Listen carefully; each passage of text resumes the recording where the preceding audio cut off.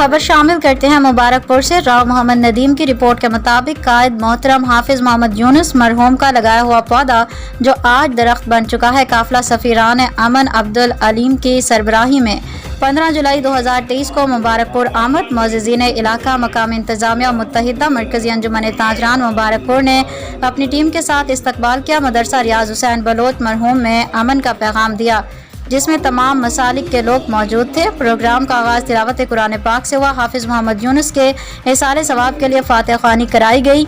इसके बाद मेहमान उलमा कराम और मकामी उलमा कराम ने खताब किया। खताब में अमन का पैगाम दिया, जिसमें कहा कि काफ़िले का मकसद अमन भाईचारे की फ़िज़ा को कायम रखना है, अपना मसलक छोड़ना नहीं, किसी के मसलक को छेड़ना नहीं। हम सब मेहमान हैं, हम सब ने भाई बन कर रहना है।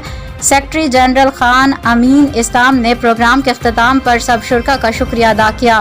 काफिला सफीरान अमन वहीद अब्बास मिशन, मरकज़ी सदर मुत्तहिदा मरकज़ी अंजुमन ताजरान मुबारकपुर के घर मोहल्ला सादात पहुंचा, जहां पर रिवायती देसी नाश्ता कराया गया। साग, मक्खन, लस्सी, शक्कर, अंडे, पानी वाली रोटी से ये सब मेरे कायद मोहतरम हाफिज़ मोहम्मद यूनुस मरहूम का पसंदीदा नाश्ता था। इंशाअल्लाह ता क़यामत काफ़िला सफ़ीरान अमन की खिदमत में कायद के हुक्म के मुताबिक होती रहेगी। ये काफ़िला मुबारकपुर से होता हुआ हतेजी अहमदपुर उच्च शरीफ में भी गया। हाफिज़ साहब, आपकी याद आई, आपकी कमी कोई माई का लाल पूरी नहीं कर सकता।